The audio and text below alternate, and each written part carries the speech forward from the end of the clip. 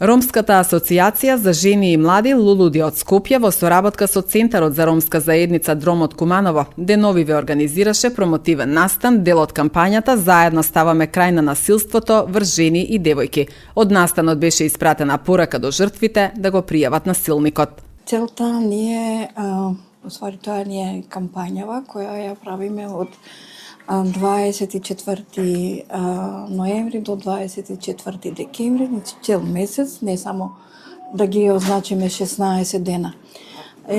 Целта ни е да ги повикуваме институциите, локалните институции од градовите кај што ги посетуваме, да ги запознаат заедниците, значи локалното население со тие услуги што ги даваат на жртви на семејно насилство. Жени, девојки, деца, мислам таа возраст кои се изложени на семејно насилство. Инаку нашата кампања се одвива во ни цела држава. Вчера бевме гостивар, претходно во Штип, во Скопје, така што се надеваме дека ќе офатиме нека поголема бројка на население кои ќе бидат информирано. Посебно и благодарам на вашиот медиум што денеска сте тука и сигурно ќе слушаат и други луѓе како институциите функционираат и какви се услуги даваат. Насилството, како што знаете, препознатливо е дека е со голем број, каде што имаме и веќе повеќе, не знам, убиства, што не е за пофалување, иако институциите, да речеме полицијата, центрите за социјална работа, здравството, имаат протоколи за работа, меѓутоа секогаш има и недостатоци, посебно тоа го гледаме од исказите на жртвите. Да речеме, ние бевме сведоци во Скопје, во нека полициска станица, несоодветен простор, некако простор каде што влегуваат, излегуваат луѓето и не е соодветно кога доаѓа жртвата да се осеќа онако ослободено за да може да го каже. Значи сведоци сме на тоа и затоа го кажуваме. Инаку за да ја земете потврдата, да речеме од давате изјава и да имате копија од таа изјава, вие треба жртвата, јас сега кажувам за жртвите, треба да уплати 100 или 200 денара за да има копија од изјавата. Мислам и тоа дека не е добро и тоа е, да речеме, еден предмет каде што би можеле заедно да лобираме дека иако се ситни пари, меѓутоа по законот жртвите се ослободени од секаква плаќање на партиципација.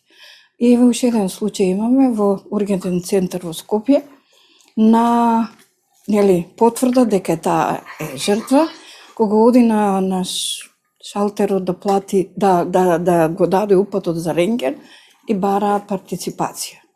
Да не бевме ние, жената ќе требаше да плати, иако она излезена од домот без пари, без документи, меѓутоа со наша придружба и укажавме на административниот работник дека не сме да иземе затоа што тие се ослободени. Значи, имаме мали недостатоци, али многу се ми се чини важни да знаат граѓаните, значи жртвите со кои све права имаат и кои све услуги треба да ги очекуваат од институциите.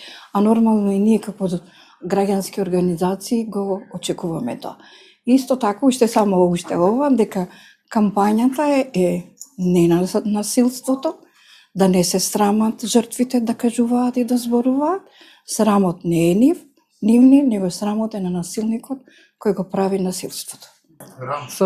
Советовалиштето и кризниот центар Комфорт зона за жени, значи после 22 година, скоро 2,5 години, како функционира. Секојдневно во центарот се јавуваат одредени жени кои што се жртви на родово базирано или семејно насилство. Неделно по просек некој давам, по 2-3 жени доаѓаат да ги користат нашите услуги.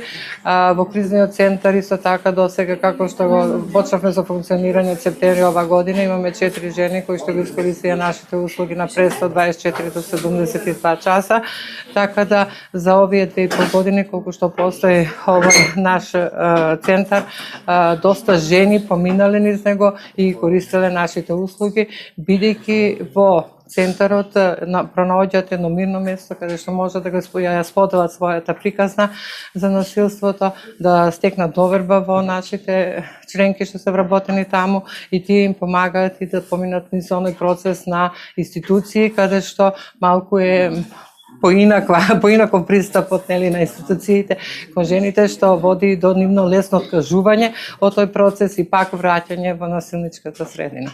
Можам да кажам за овие 2,5 години, кога почнавме на почетокот имавме помал број на жени, сега имаме поголем број на жени што се пријавува, но за жал има жени кои што и претходно се пријавувале, пак се вратиле во насилничката средина, сега пак се враќаат назад, излегуваат од насилничката средина и се во тој зачаран круг, се додека не одлучат да излезат сосема од тој насилнички круг.